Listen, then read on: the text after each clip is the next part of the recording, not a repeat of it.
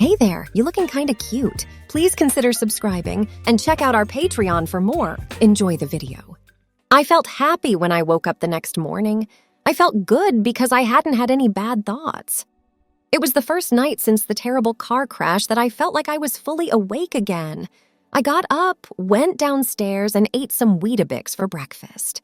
I also ate some toast and jam to keep myself going since I was going to risk going back to the shopping center today.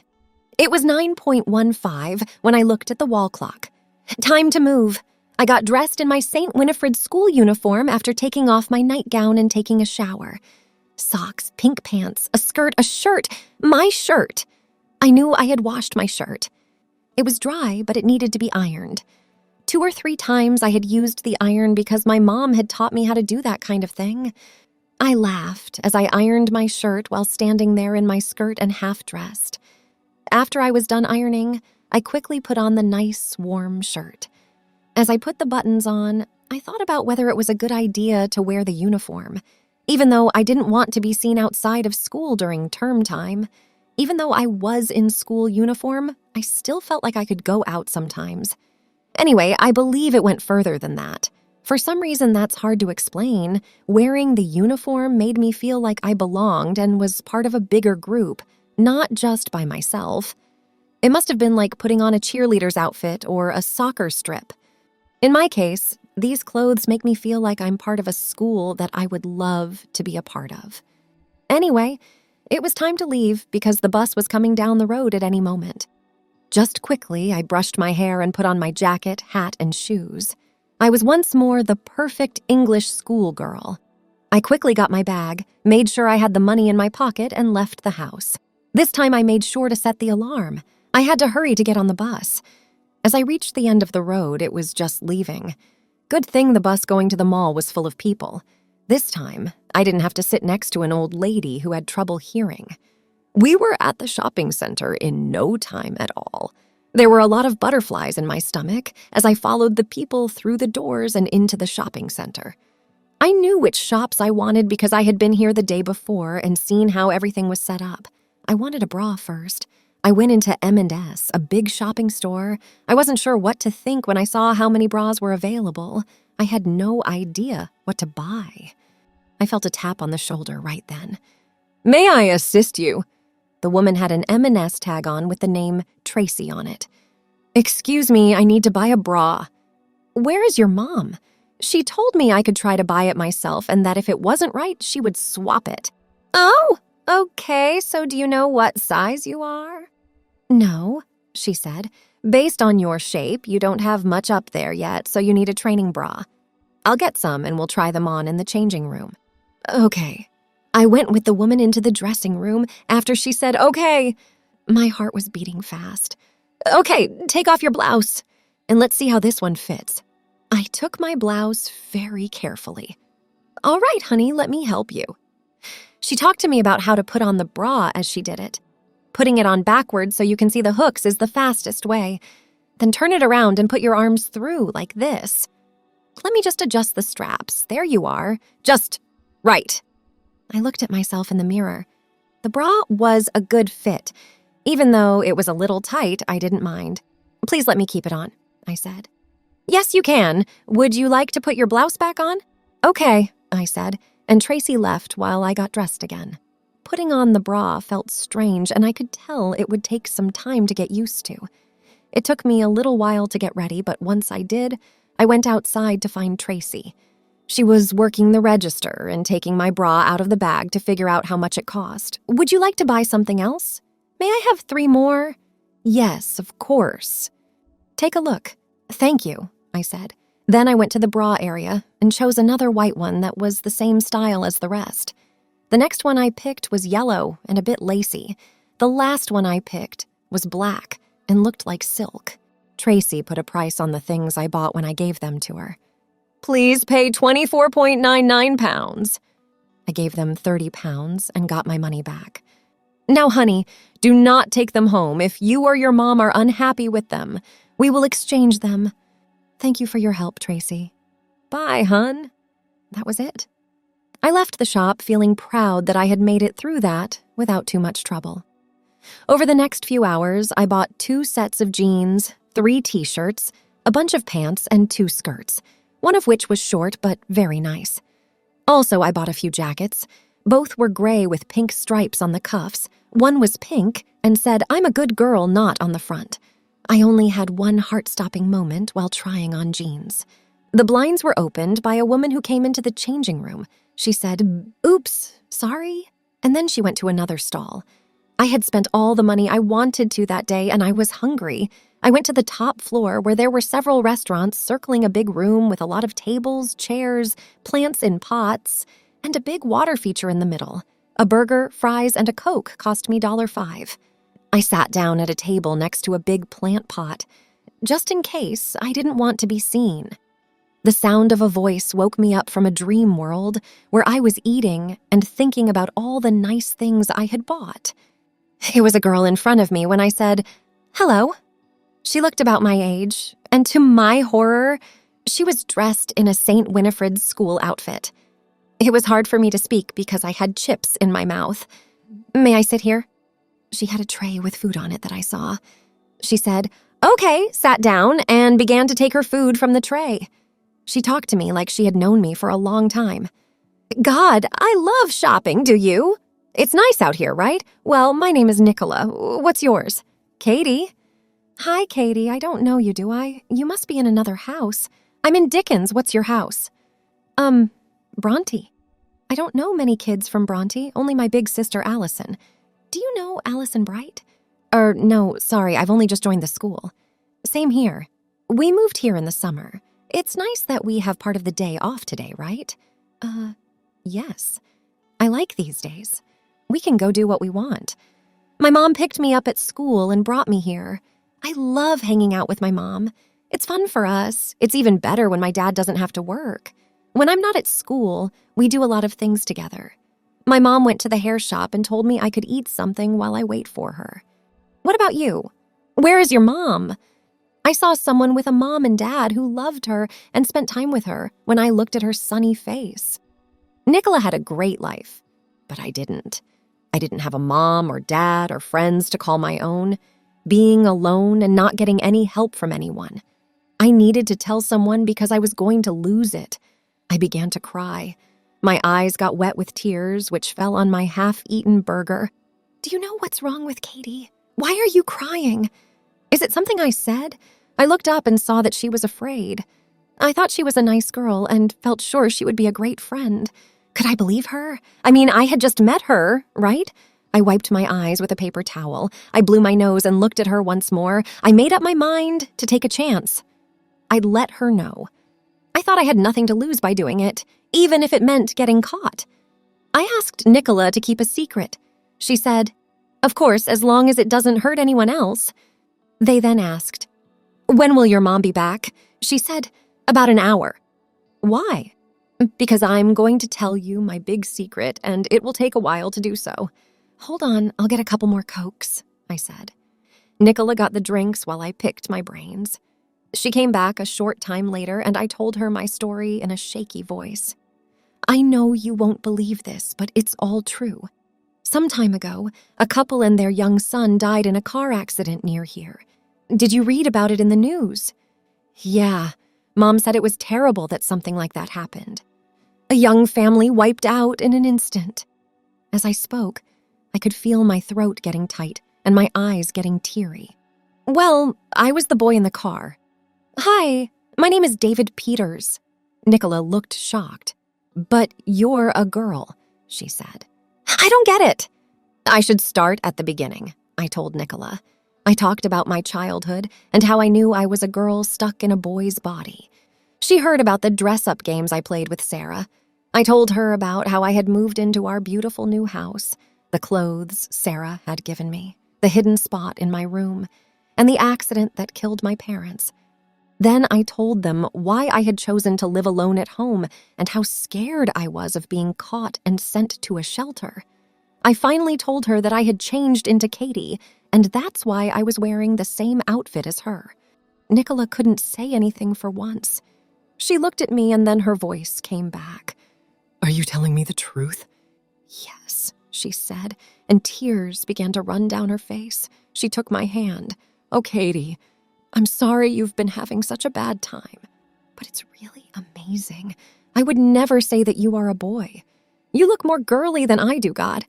I laughed through my tears and said, "Thanks. So you live alone in your house?" "Yes, I do. I mostly have trouble because I feel alone a lot of the time." "Promise me you won't tell anyone."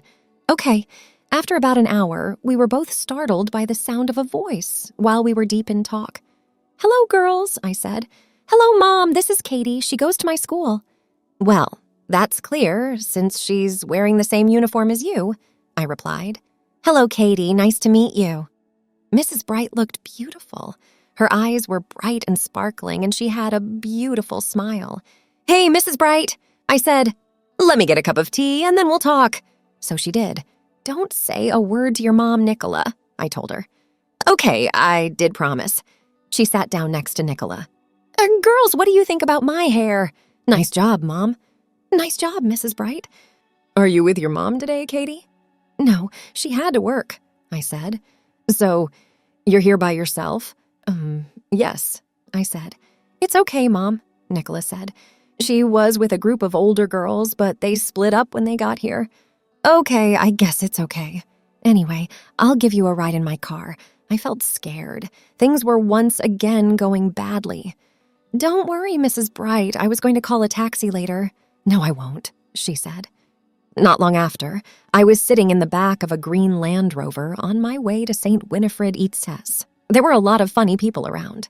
Nicola kept looking at me and giving me a weak smile. I took her hand because I needed all the help I could get. After a short time, we were driving up the long, beautiful driveway to the main gates of the school. I could see the quadrangle, grounds, and a lot of girls dressed the same as me through the open gates. "There you go, girls." "Katie, it's great to see you. Bring your parents over for tea soon. I wish I could meet them." "Goodbye, Nicola." I said, "Bye, Mom," and Nicola's mom drove off. We got out of the car and watched her go. "Now what am I going to do?" I told Nicola in a whisper. "Hello, Nicola," someone said. "Are you back from your trip? Who is this young woman?" When we turned around, there was a woman about my mom's age standing there. Her face showed that she didn't understand. I did not know what to say. "Hi, miss. This is Katie." She's pretty new." "Hi, Katie. What house are you in?" "Hey, Katie. My name is Miss Humphreys, and I'm in charge of English. Without a doubt, we'll talk about your lessons soon." I stood there looking like a fish out of water. Nicola stepped in just in time, which was lucky. "Miss, she's in a specials class." "Which one?" "Mrs. Starkey's." "Thanks, that makes sense. In any case, Katie, don't be shy. We are here to help you, dear. I know it's all new to you. Now go, you two. The lunch bell is going off soon." Miss Humphreys then left in one way, and we quickly left in the other. Nicola grabbed my arm and led me to some trees next to the main building. We laid down on the grass to catch our breath. What am I going to do now? I asked myself when my heart stopped beating so fast and I could talk without breathing. "What do you mean?" "Well, I shouldn't be here at your school. I only got away with it because you quickly came up with something to say to Miss Humphreys."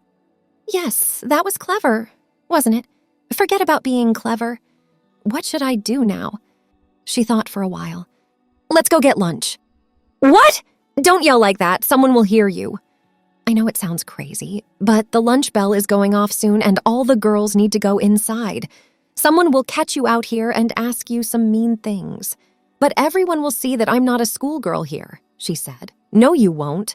This term, there are a lot of new girls, and I don't know many of the kids yet." We heard the bell go off right then. It was just my form group and a few of my sister's friends. I had no choice but to go into the school and hope that no one would find out. The girls and I got up and brushed the grass and dry dust off our clothes. Then we went into the great hall with them to eat lunch. As I walked down the hall through the open opening, I thought back to when I came here with my parents not long ago. The roof in the hall was high, and you could see the rafters. With the uncovered beams and other things, it made me think of Hogwarts. Hundreds of girls seemed to be talking very loudly, and the noise level was very high because the room was so big. In contrast to Hogwarts, there were individual tables spread out all over the room. We waited in line with a lot of other girls for lunch on the other side of the hall. It was hard for me to pay attention to what Nicola was saying because I had my head down. Some of what she said finally got through. Everyone eats here, even if all you want is a sandwich. There's a lot to pick from.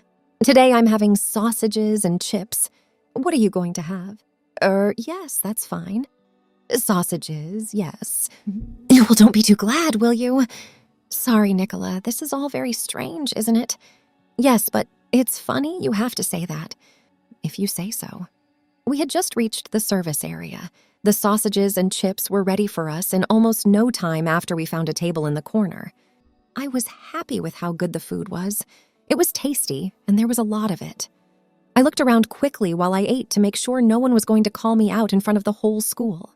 Katie, don't be scared. People would rather feed their faces than look at you, Nicola said. I could see why she was right. I fit right in. I was dressed the same as the other girls, after all. I wasn't noticeable. I calmed down a bit and began to enjoy my food. We talked about what happened between bites. You told that teacher that I was in a special class, Nicola. What is that? 2 types of people are called specials. One is for girls who are very smart, and the other is for girls who have what they call special needs. This time, they need more help, so they are in different classes. Which class is Mrs. Starkey's? How do you mean? Is it for girls with special needs or girls who like to be geeky? The smart ones? Great. I'm not only here when I shouldn't be, but I'm also a nerd if anyone asks. We were done with our sausages and chips by this point and had quickly eaten a yogurt, some crisps, an orange, and a Coke. The kids were leaving the hall to go back outside, and we joined the crowd. We went back to the woods to talk about what I was going to do. What should I do? Well, you're the nerd, Katie. Haha, that was funny. Sorry, you have to laugh, don't you? I looked at some girls playing with a ball on the other side of the quad while I tried to figure out how to get out of this mess. After that, I remembered. I had my cell phone with me. I took it out of my pocket and looked through the address book to find the number of a cab service that Mom had used before when her car broke down. Nicola looked at me with admiration as I said, I'll call a taxi, sneak out the back door, run down the road, and I'll be gone. Then who's the smart girl? Don't do that again. Sorry, I couldn't help myself. In any case, it's a good thought. It's best to go right before everyone has to go back to class. That's in 20 minutes. I should call now.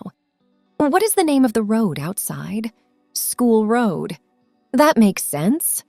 I called the cab company. Hello, quick taxis. Could you please call a cab and wait for me outside of St. Winifred's School on School Lane? Aha. Please give us about 20 minutes. Okay, thanks. I hit the end key and looked at Nicola. No problem at all. Great, Katie. Please give me your phone number. We need to stay in touch. I gave Katie my number and she gave it to me. While we were waiting for the bell to ring, we talked some more. Thanks for being a friend, Nicola. Okay, in a way. It's exciting. I guess you could say that school is a bit dull. Well, at least you're having some fun with your life. I'd gladly trade places with you. I'm sorry, I don't want you to lose your parents and everything, but you get the idea. The bell rang, and girls ran all over the place. I barely had time to give Nicola a hug before I ran for the gate, making sure no one was on my trail. I was outside and running up the road in no time. A cab came around the corner just in time. He stopped for me when I waved. Did you call a cab, love? Yes, thanks for getting this done so quickly. I got in the taxi and quickly pulled up outside my house after going through the leafy road that leads to it. I'm a little late. Please give me £4.50, love. I gave him £5 and told him to keep the change. Thanks, he said, and he left. I walked slowly up my driveway. After that, I stopped. There was someone else's car outside. I hid behind a bush next to the front door and thought about what person it might be. Because I could see the front door, I knew when someone came out. After about 5 minutes, the front door opened and the real estate agent, a woman who had been to the house before, came out. After locking the door, she walked to her car. She was writing on a clipboard that she held in her hand. After she was done, she took a cell phone out of her bag. Then she put the phone to her ear and pushed a few buttons. It was hard for me to understand what she was saying. "Hey, Phil, you can find me at Peter's house. There are no problems, and the mail is still being brought here. Is there a chance that it could be sent to the lawyers?" "Okay, I'll take care of that. See you in 30 minutes. "Bye," she said as she got into her car. With a loud screech, the tires and dirt shot off the driveway and onto the road. Happy, I let out a sigh and put the key in the front door. The key did not work. Once I saw the brand new lock, I knew that the locks had been changed during the short time I had been away. "Oh no," I said out of anger. It was just not my day. I tried the 2 other doors around the back of the house. They were both locked. I sat in the backyard and thought about what could happen next. Even though I had to get in, I didn't want to break any windows or do anything else that would be seen by the real estate agent when she came next. Also, I had to be careful because if I broke in, the alarm would go off. Thanks for watching. Check out Patreon if you want to have early access to the other parts. If not, it will be online in a couple of days.